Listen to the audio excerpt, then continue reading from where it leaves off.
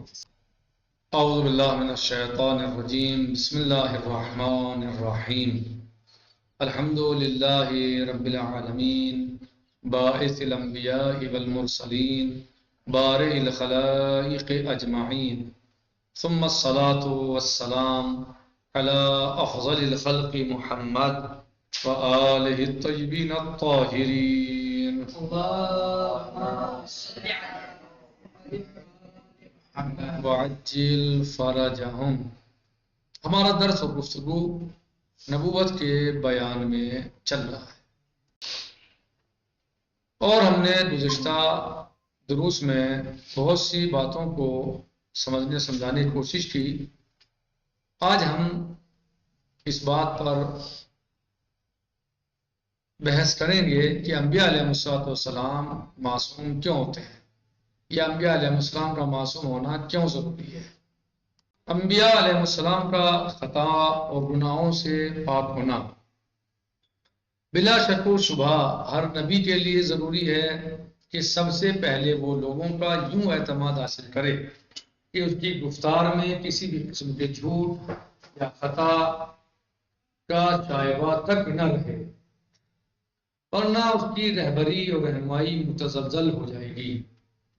یعنی سب سے پہلے یہ کہ جو بھی نبی ہے اس کے لیے ضروری ہے کہ وہ لوگوں کا اعتماد اور ان کا اعتبار حاصل کرے، یعنی لوگ اس پر اعتماد اور اعتبار کرتے ہیں۔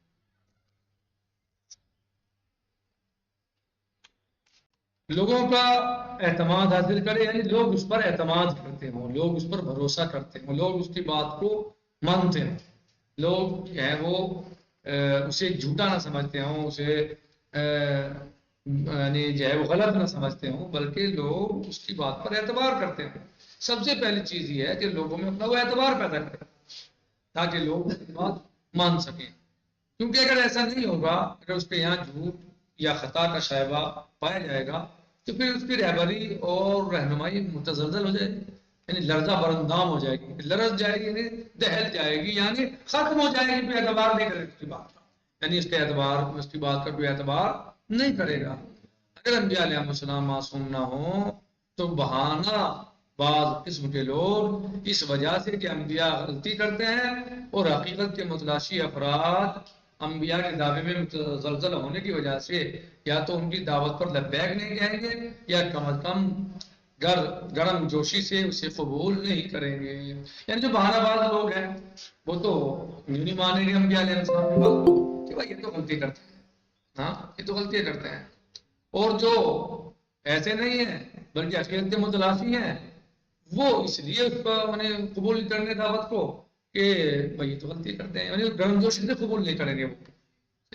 یعنی کہ اگر انبیاء معصوم نہ ہوں، انبیاء علیہ السلام معصوم نہ ہوں، انبیاء علیہ السلام غلطیاں کریں گے تو ان کی جو ہے مثلا جو دعویٰ ہے ہاں اس میں جان نہیں رہے گی اور لوگ ان پہ اعتبار نہیں کریں گے، لوگ لبیک نہیں کہیں گے آواز پر، اور جو بہانہ باز ہیں وہ تو یہ بہانہ بنا دیں گے کہ وہ تو غلطی کرتے ہیں، تو دھوکہ ہو جاتا ہے، بھول ہو جاتی ہے، اور جو ایسا نہیں بھی چاہتے، بہانہ بھی نہیں چاہتے، تو کم از کم اتنا ضرور ہے ان کے لیے بھی کہ وہ گرم جوشی سے استقبال نہیں کریں گے، گرم جوشی سے ان کی بات کو، نبیوں کی باتوں کو قبول نہیں کریں گے۔ ایک بات کہنا ہے اس دلیل کو ہم دلیل اعتماد کا نام دے سکتے ہیں۔ کیا اس دلیل کو ہم کون سی دلیل کا نام دے سکتے ہیں؟ دلیل اعتماد کا نام دے سکتے ہیں۔ یعنی اگر ہم آپ سے کوئی پوچھے کوئی بھی کہ دلیل اعتماد کا کیا مطلب ہے تو آپ یہ بات پیش کر سکتے ہیں کہ دلیل اعتماد یعنی یہ مطلب ہے، اور یہ دلیل عصمت انبیاء علیہ السلام کے دلائل میں سے ایک اہم ترین دلیل ہے۔ ظاہر ہے یعنی ایسی چیز ہے یہ جو عقلی بھی ہے ساتھ ساتھ، یعنی آپ چھوڑے اس کے اعتبار سے مثلا جو ہے نقل کے اعتبار سے، قرآن حدیث کے اعتبار سے ان کی عصمت پر دلیل، خود عقل کے اعتبار سے دلیل، اور یہ بات سمجھ میں آتی ہے، اس کو ہر انسان سمجھ سکتا ہے کہ بھئی انبیاء کا معصوم ہونا کیوں ضروری ہے، کیونکہ انبیاء کا معصوم ہونا اس لیے ضروری ہے کہ اگر انبیاء علیہ السلام معصوم نہیں ہوں گے تو ان کی بات کا اعتبار نہیں ہوگا، جو بہانے باز لوگ ہیں وہ بہانہ بنا کے پیچھے ہٹ جائیں گے کہ صاحب انبیاء غلطی کرتے ہیں، انبیاء سے دھوکا ہوتا ہے، انبیاء سے بھول ہوتی ہے، لہٰذا ہم ان کی بات پہ اعتبار نہیں کر سکتے، ان کی بات کو نہیں مان سکتے۔ لیکن جو بہانے باز نہیں بھی ہیں اور وہ چاہتے ہیں کہ حق کو تلاش کریں، حق کو تلاش کرنا چاہتے ہیں، حق کی تحقیق و جستجو میں ہیں، اس کے باوجود بھی وہ لوگ بھی کیا کریں گے؟ گرم جوشی سے جو ہے بات کو قبول نہیں کریں گے۔ کہنے کہ بالفاظ دیگر، دوسرے لفظوں میں یہ کہا جائے، یہ کیسے ممکن ہے کہ خداوند متعال ایسے شخص کی اطاعت کا حکم دے جو کسی شرط اور قید کے بغیر ہو اور عین ممکن ہے خطا کار ہو یا گناہ کا ارتکاب کرے؟ کیا ایسی صورت میں لوگ اس کی اطاعت کر سکتے ہیں؟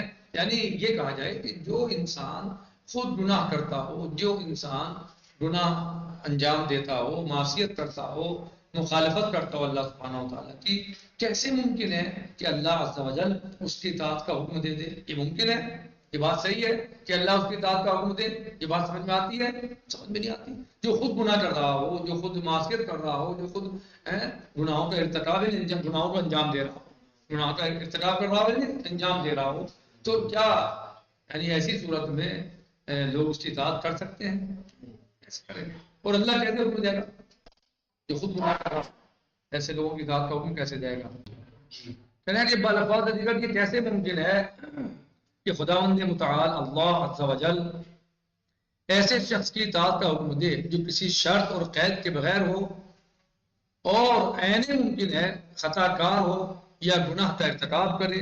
کیا ایسی صورت میں لوگ اس کی اطاعت کر سکتے ہیں؟ اگر اطاعت کریں گے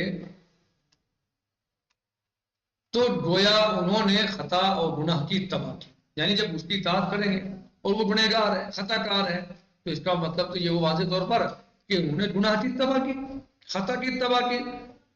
تو کیا اللہ کے لیے ممکن ہے کہ اللہ عز و جل اپنے بندوں سے یہ کہے کہ تم گناہ میں ایک دوسرے کی اتباع کرو، تم گناہ میں پیروی کرو؟ یہ کہے گا اللہ کسی سے؟ ناممکن ہے۔ اللہ عز و جل نے انبیاء علیہ السلام کو مبعوث برسالت یا مبعوث و نبوت کس لیے کیا؟ ان کا ہدف کیا تھا؟ تاکہ لوگوں کی اصلاح کریں، لوگوں کو خطا، گناہ اور جو ہے وہ جرائم سے، مظالم سے محفوظ رکھیں، ان کو گناہوں سے ان کو روکیں، غلطیوں سے روکیں، اللہ کی معصیت سے روکیں۔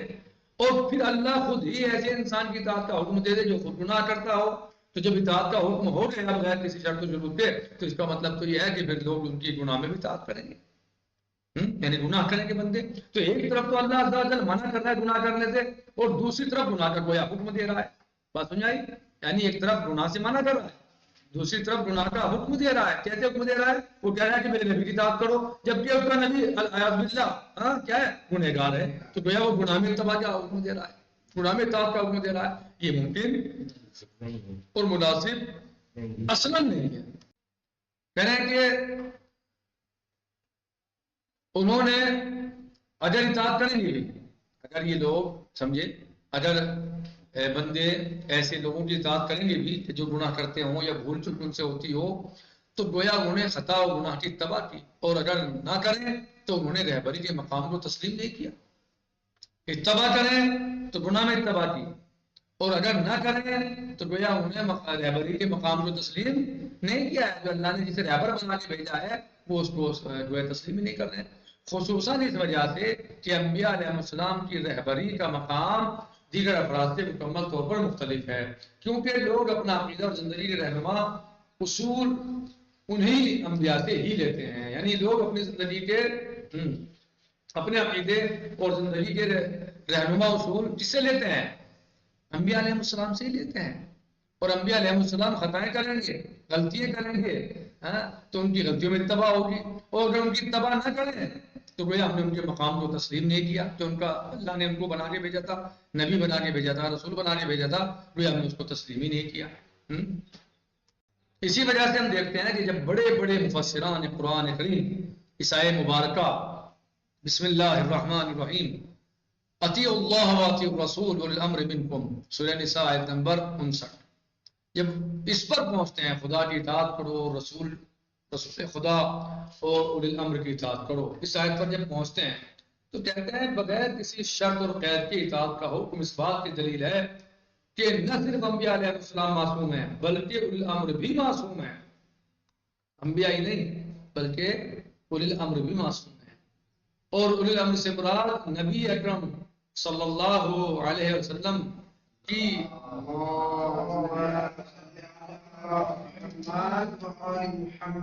کی طرح معصوم ائمہ علیہ السلام ہے. یعنی اولی الامر سے مراد کون ہے؟ ائمہ علیہ السلام. یہ نہیں کہ ہر آدمی کے پاس حکومت نے قبضہ لی، دھوکے سے، جھوٹ سے، فراڈ سے حکومت حاصل کر لی اس نے، وہ ولی امر بن گیا مسلمان. اور نہیں، ایسا کچھ نہیں ہے. بلکہ اولی الامر سے مراد یہاں ائمہ علیہ السلام ہیں، اہل بیت اطہار علیہ السلام ہیں، جن کے بارے میں اللہ سبحانہ وتعالی ارشاد فرماتا ہے اعوذ باللہ من الشیطان الرجیم بسم اللہ الرحمن الرحیم انما یرید اللہ لیذهب عنکم الرجس اہل البیت ویطہرکم تطہیرا.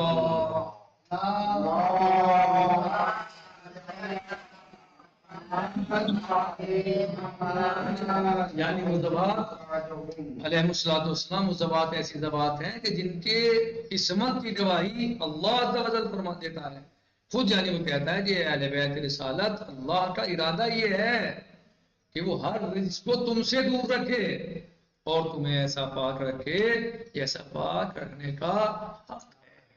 یہ اللہ کا ارادہ ہے. گناہ، غلطی، رجس، گندگی، پلیدگی تم تک آ ہی نہیں سکتی. یہ ہے وہ اولی الامر، نہ کہ ہر زمانے کا ظالم، جابر، جھوٹا، مکار، فراڈی وہ ولی امر بن جائے حکومت قبضانے کے بعد. نہ نہ نہ، قرآن میں ایسا کچھ نہیں ہے. قرآن کریم کی مراد، اللہ کی مراد، اللہ عز و جل کی مراد اولی الامر سے یہ اولی الامر نہیں ہے جو آج مثلا جو حاکم بنے بیٹھے ہیں، یہ کل حاکم بنے بیٹھے حکومت کی قبضہ لی جنہوں نے، نہیں. بلکہ اولی الامر سے مراد ائمہ اہل بیت علیہ السلام ہیں، جن کے بارے میں خود یعنی اللہ عز و جل فرماتا ہے بسم اللہ الرحمن الرحیم. سورہ مبارکہ ہے انسان، دہر، یہ حلقہ کیا فرماتا ہے وما تشاءون الا یشاء اللہ. اے اہل بیت رسالت تم تو کچھ چاہتے ہی نہیں ہو، وہی چاہتے جو اللہ چاہتا ہے. یہ ہیں وہ لوگ. اسی لیے ابھی آپ آیت کو ایسے ملا کے دیکھیے کہ مولا عز و جل اللہ سبحانہ و تعالیٰ نے اس آیت مبارکہ میں سورہ نساء کی آیت نمبر 59 میں کیسے ارتباط کیا؟ اعوذ باللہ من الشیطان الرجیم بسم اللہ الرحمن الرحیم یا ایھا الذین آمنوا اطیعوا اللہ واطیعوا الرسول واولی الامر منکم. اے ایمان والو اللہ کی اطاعت کرو، اللہ کی اطاعت، واطیعوا الرسول. فوراً اللہ کی اطاعت کے بعد کس کا ذکر ہوا؟ رسول کی اطاعت کا حکم ہوا کہ اللہ کی اطاعت کرو، اس کے رسول کی اطاعت کرو، وہ اولی الامر منکم، اور اس کی اطاعت کرو جو صاحب امر ہے، اولی الامر ہے. یعنی اللہ کی اطاعت بلا فاصلہ، رسول کی اطاعت بغیر کسی فاصلہ، اولی الامر کی اطاعت. تو بھائی جہاں رسول صلی اللہ علیہ وسلم کی اطاعت اللہ کی اطاعت سے ملی ہوئی ہے، جہاں اولی الامر کی اطاعت رسول کی اطاعت سے ملی ہوئی ہے، تو یہاں اولی الامر سے مراد گنہگار ہوگا، مجرم ہوگا، خطاکار ہوگا، ظالم ہوگا، جابر ہوگا. کیا یعنی وہ ہوگا جو دھوکے باز ہو، جھوٹا ہو، مکار ہو، ظلم کے ذریعے حکومت قبضہ لی ہو، حکومت پہ قبضہ کر لیا ہو، وہ مراد ہوگا. اس لیے جہاں اللہ اپنی اطاعت کے ساتھ اس کی اطاعت کا حکم دے رہا ہو، وہ مراد ہے یہاں. یعنی جہاں اللہ عز و جل اپنی اطاعت کے ساتھ جس کی اطاعت کا حکم دے رہا ہو، تو کیا مقصود اور مطلوب اور مراد وہاں اولی الامر سے وہ لوگ ہیں جو صرف حاکم ہیں، چاہے وہ جھوٹے ہوں، چاہے وہ فروڈی ہوں، چاہے شرابی ہوں، چاہے جواری ہوں، چاہے نشہ کرنے والے ہوں، یا ظالم مسلم کرنے والے ہوں، یا غصب کر کے حکومت پہ قبضہ جما لیا ہو، وہ مراد ہے. اللہ ایسے لوگوں کی اطاعت کا حکم دے گا؟ اللہ اپنی اطاعت کے ساتھ ان کی اطاعت کا حکم دے گا؟ نہیں. بلکہ اللہ عز و جل اپنی اطاعت کے ساتھ، اپنے رسول کی اطاعت کے ساتھ انہی شخصیات اور ذوات مقدسہ علیہ السلام کی اطاعت کا حکم دے گا کہ جن تک رجس آ ہی نہیں سکتا، جھوٹ آ ہی نہیں سکتا، فروڈ آ ہی نہیں سکتا، نجاست، گندگی، پلیدگی آ ہی نہیں سکتی. لہذا اس نے واضح کر دیا بسم اللہ الرحمن الرحیم انما یرید اللہ لیذهب عنکم الرجس اہل البیت ویطہرکم تطہیرا.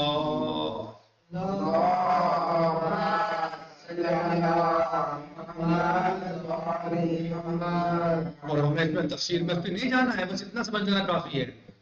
اس آیت مبارکہ میں تمام مفسرین چاہے وہ مذہب اہل بیت سے تعلق رکھتے ہوں یا دیگر مذہب سے تعلق رکھتے ہوں، دوسرے مذہب سے تعلق رکھتے ہوں، کسی مفسر نے بھی اہل بیت کے علاوہ صحیح. کسی بھی ایسے انسان کا ذکر اس آیت کے ذیل میں نہیں کیا کہ جسے ولی امر کہا جا سکے ان کے علاوہ. یعنی اہل بیت علیہ السلام سب نے تفسیر اللہ کے رسول، فاطمہ سلام اللہ علیہا، علی مرتضیٰ علیہ الصلوۃ والسلام، اور امام حسن مجتبیٰ علیہ الصلوۃ والسلام، امام حسین علیہ الصلوۃ والسلام. یعنی اکثر مفسرین نے یعنی مذہب اہل بیت کے پیروکاروں نے تو یہ اس آیت کی تفسیر بیان کی، روایات بیان کی. صحیح. کون؟ اللہ کے نبی محمد مصطفیٰ صلی اللہ علیہ وآلہ وسلم. اس وقت فاطمہ سلام اللہ علیہا، امیر المومنین علی علیہ الصلوۃ والسلام، اور امام حسن مجتبیٰ علیہ الصلوۃ والسلام، اور امام حسین علیہ الصلوۃ والسلام سلام اللہ علیہ اجمعین. یعنی یہ زبان جیسے خود حدیث کتاب مبارکہ میں موجود ہے، یہ ہم اہل بیت النبوہ موجود ہے، ہم فاطمہ تو وابوہا وبعلہا وبنوہا. فاطمہ سلام اللہ علیہ جب پوچھا گیا یا رب من تحت الکسا، چادر میں کون ہے، تو کیا بتایا گیا؟ فاطمہ ہیں، ان کے ابوہا بابا ہیں، وبعلہا ان کے شوہر ہیں، وبنوہا اور ان کے بیٹے ہیں. یعنی اگر ان کے بعد ان کے علاوہ کسی اور نے حکومت کا دعویٰ کیا ہے کہ میں حاکم ہوں، تو اس کا کسی مفسر نے بھی، چاہے وہ برادران اہل سنت سے ہوں یا مذہب اہل بیت کے پیروکار مفسر ہوں، کسی بھی اس آیت کے تفسیر میں، چادر تفسیر میں ذکر ان کا نہیں کیا. صحیح ہے. یہ نہیں کہا کہ وہ فلاں تھے یا کوئی اور تھے، مطلب ان کا نام سب نے بتایا. ان کے علاوہ مثلا بعض لوگوں نے نظریہ ہے برادران اہل سنت کا ہمارے کہ مثلا اس میں ازواج بھی شامل ہے، تو ٹھیک ہے، ازواج کو کہا انہوں نے. صحیح ہے. ازواج کو کہا، لیکن ازواج حاکم تو نہیں بنی. غور کیجیے، ازواج حاکم تو نہیں بنی نا کہ انہوں نے حکومت سنبھالی ہو یا انہوں نے حکومت کی ہو، ایسا تو نہیں ہے. تو اگر حکومت کسی نے کیے کر سکتے تھے تو وہ یہی اشخاص اور شخصیتیں تھیں. مولا متقین علیہ یعنی اللہ کے نبی صلی اللہ علیہ وسلم کے بعد علی امیر المومنین علیہ السلام، امام حسن مجتبیٰ علیہ السلام، امام حسین علیہ السلام. مولا کائنات نے بھی حکومت یعنی خلافت ظاہری کی کچھ سال، اور امام حسن مجتبیٰ علیہ السلام کی بیعت ہوئی. صحیح ہے. یعنی کل ملا کے یہ کہ یعنی یہ شخصیتیں ہیں وہ جن کی اطاعت کا حکم دیا جا رہا ہے، یا جو اس طرح کی شخصیتیں ہیں کہ جو ان کی اولاد ہیں یا مثلا جو اس گھرانے کے لوگ ہیں جن کے بارے میں اللہ نے اہل بیت کہہ کے فرمایا، جو اہل بیت ہے. اب اگر باہر سے کوئی بھی حاکم آتا ہے اس گھر کے علاوہ تو گویا وہ شاید میں شامل نہیں ہے، اور جب شامل نہیں ہے تو اس سے غلطی ہو سکتی ہے، گناہ ہو سکتا ہے، خطا ہو سکتی ہے. صحیح ہے. تو لیکن جو اس چادر میں شامل ہے، جس کو متفق طور پر چاہے مذہب اہل بیت کے ماننے والے ہوں، مذہب اہل سنت کے پیروکار ہوں، سب نے لکھا کہ اس سے مراد علی، فاطمہ، حسن، نبی پاک تو موجود تھے ہی، ٹھیک ہے. اور کچھ انہوں نے کہا اہل سنت کے مفسرین نے، مثلا ازواج ہیں، لیکن مرد وہ کوئی نہیں ہے کم سے کم. ان کے اعتبار سے مان لیتے ہیں ہم، حالانکہ ہماری روایت میں تو نہیں ہے. ہمارے یہاں یا ان کی یہاں بہت ساری روایات ہیں. وہ ابھی سلمان نے کہا آنے کے لیے تو نبی پاک نے کیا فرمایا؟ انک للخیر، آپ خیر پر ہیں لیکن آپ چادر میں نہیں آئے. ٹھیک ہے. یہ باقاعدہ یہاں پہ روایات موجود ہیں، لیکن وہ پھر بھی کہتے ہیں کہ نہیں اہل بیت ہیں، اس سے مراد گھر والی بھی ہیں، مثلا جو ہے وہ بیوی بھی ہے. ٹھیک ہے، کوئی بات نہیں ہے، لیکن باہر کا مرد تو کوئی نہیں ہے. تو اگر کوئی ایسا انسان حکومت کرتا ہے تو ظاہر وہ آیت تفسیر کا مصداق تو نہیں ہے ان کے اہل بیت کے علاوہ. اور جب مصداق نہیں ہے تو یہ بتائیے وہ گناہ کرے گا، غلطی کرے گا، خطا کرے گا، تو کیا ایسے شخص کی اطاعت کو اللہ عز و جل اپنی اطاعت کے ساتھ جوڑے گا؟ جس سے غلطیاں ہوتی ہوں، جس سے خطائیں ہوتی ہوں، یہ کم سے کم اگر آپ اس کو بھی نہیں مانتے تو کم از کم اتنا تو مان لیجیے کہ افضل اور بہتر کون ہے جو اس کا مصداق ہو، اولی الامر کو. ظاہر ہے جس سے یعنی اللہ عز و جل نے جس کی اطاعت کو اپنی اطاعت کے ساتھ جوڑا ہے تو اس سے مراد وہی لوگ ہیں جو گناہ نہ کرتے ہوں، خطا نہ کرتے ہوں، غلطیاں نہ کرتے ہوں، جن سے بھول چوک نہ ہوتی ہو. اور یہ آیت تفسیر میں نے آپ کے سامنے مثال پیش کی ہے کہ اللہ نے ان کی وعدہ کیا ہے کہ طہارت کا. طہارت کیا مطلب؟ یعنی جھوٹ نہیں بولیں گے، نہیں بولتے، یہ گندگی ان کے پاس نہیں آتی، پلیدگی ان کے پاس نہیں آتی. اللہ نے ان سے ہر رجس کو دور رکھا ہے. تو جن لوگوں کے ولایت کا یہاں ذکر ہے آیت شریفہ مبارکہ میں سورہ نساء آیت نمبر 59 میں. تو یہاں اولی الامر سے مراد ہر حاکم نہیں ہے، بلکہ اللہ نے اس کی اطاعت کو اپنی اطاعت کے ساتھ ملایا ہے. تو اس کا مطلب ہر حاکم نہیں ہے، بلکہ حاکم وہ ہے جو معصوم ہو، جو اللہ کی طرف سے ہو، جو بے گناہ ہو، جس سے گناہ سرزد نہ ہوتے ہوں. صحیح ہے. تو بسم اللہ الرحمن الرحیم، اطیعوا اللہ واطیعوا الرسول واولی الامر منکم، خدا کی اطاعت کرو، رسول خدا کی اطاعت کرو اور اولی الامر کی اطاعت کرو. یعنی یہ نہیں کہ ہر بادشاہ، ہر حاکم جو حکومت میں بیٹھا ہوا ہے، چاہے وہ جھوٹ بولتا ہو، چاہے وہ غلطیاں کرتا ہو، چاہے گناہ کا ارتکاب کرتا ہو، اس کی اطاعت کرو. نہیں بھیا، اس کی اطاعت کرو گے تو تم گناہ میں جب ملوث ہوگے، گناہ میں اطاعت کرو گے. اور اللہ کبھی کسی گناہ کے بارے میں حکم نہیں دیتا، اور نہ کسی گنہگار کی اطاعت کا حکم دیتا. باقاعدہ اس طرح قرآن میں کہ بھائی آپ یہ گنہگار کی اطاعت کرو، صحیح ہے، یہ گناہ میں اس کی اطاعت کرو، صحیح ہے. نہیں، ایسا نہیں کہتا قرآن جو ہے. لہٰذا یہاں جو علم سے مراد ہے وہی شخصیت ہیں، وہی ذوات ہیں جن سے گناہ بہت دور ہے، ان تک گناہ آ ہی نہیں سکتا. آیت تفسیر اس کی اور بہت ساری آیت بھی ہیں. یا الذین آمنوا اتقوا اللہ وکونوا مع الصادقین، اے ایمان والو تقوی اختیار کرو اور سچوں کے ساتھ ہو جاؤ. اور سچے کون ہیں؟ آیت مبارکہ اس کی تفسیر کرتی ہے. کیا؟ بسم اللہ الرحمن الرحیم، فقل تعالوا ندعو ابناءنا وابناءکم ونساءنا ونساءکم وانفسنا وانفسکم ثم نبتہل فرجعل لعنۃ اللہ علی الکاذبین. یعنی اللہ کے رسول نے کیا فرمایا ہوا ہے؟ اللہ نے کیا فرمایا؟ اے میرے حبیب، یہ تمہاری بات نہیں مانتے تو کیا ان سے کہو آؤ تم اپنے مردوں کو لے کے آؤ، ہم اپنے مردوں کو لے کے آؤ، تم اپنے نفسوں کو لے کے آؤ، نفسوں کو لے کے آؤ، تم اپنی خواتین کو لے کے آؤ، اپنی خواتین کو لے کے آؤ، ہم اپنے بچوں کو لے گئے، تم اپنے بچوں کو لے کے آؤ. اور آیت تفسیر میں تو میں نے بتایا نا کہ بعض لوگوں نے، بعض مفسرین نے کہہ دیا مثلا کہ ازواج بھی شامل ہیں. صحیح، چلو انہوں نے کہہ دیا، وہ جانے. صحیح، بولو ہمارا یہ نظریہ یا رائے نہیں ہے، لیکن انہوں نے بعض نے کیا کیا.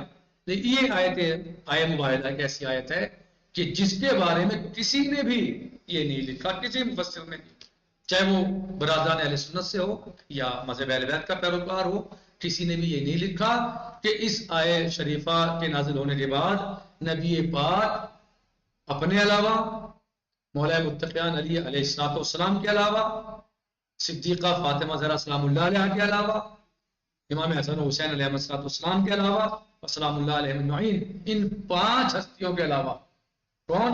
نبی اعظم صلی اللہ علیہ وآلہ وسلم، امیر المومنین علی علیہ السلام، صدیقہ الطاہرہ فاطمہ الزہرا سلام اللہ علیہ، امام حسن مجتبی علیہ السلام، امام حسین علیہ السلام سلام اللہ علیہم اجمعین.